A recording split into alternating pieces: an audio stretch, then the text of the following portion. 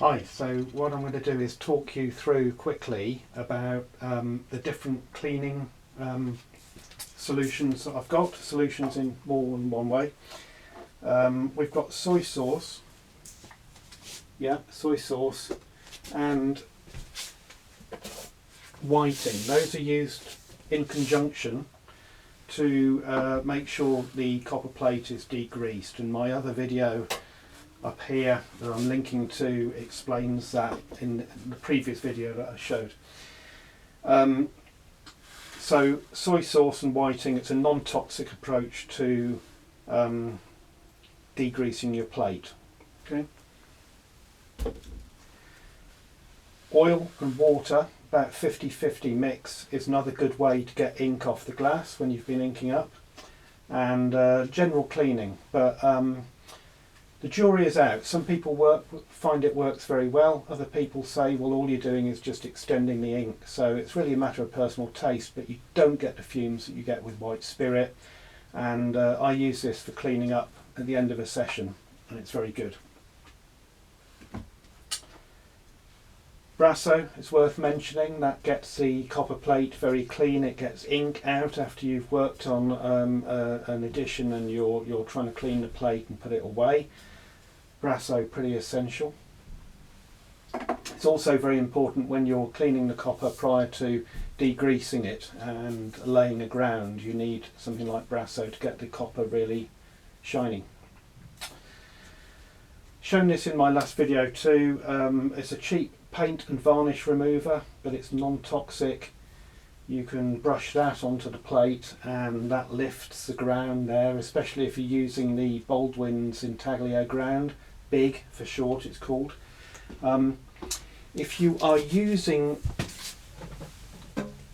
the Lascaux acrylic resist method, again the previous video introduced these acrylic grounds need to be lifted by a different solution. And what I've found is very good is here we are,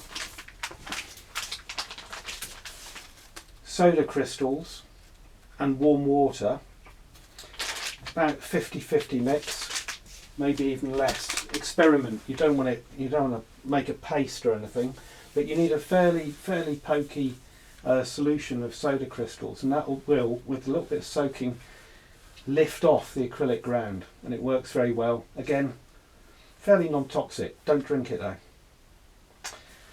though. Okay, what's happening behind me here? These are some plates that are ready. I've sprayed the sugar lift ground on. Sorry, not sugar lift, aquatint ground. That's on this side, and a bit of stopping out there with the acrylic resist, and then also the backing acrylic resist as well, different colour to help you. Both of those will need to be removed with the soda ash. They're going to go back into the Edinburgh Etch solution tomorrow, the ferric chloride solution. And then when the plate is bitten,